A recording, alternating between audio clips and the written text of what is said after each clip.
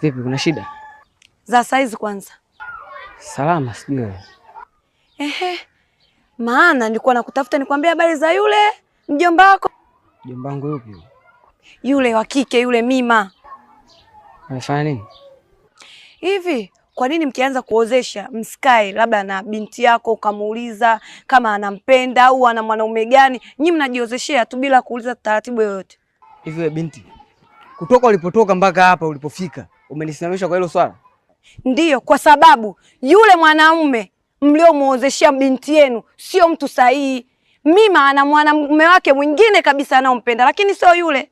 Ina maana wewe unataka kunifundisha mimi, si ndio?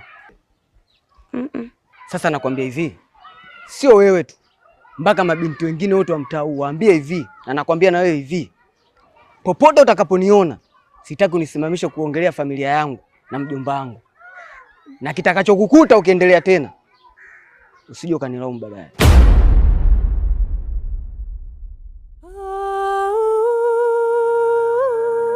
Makubwa.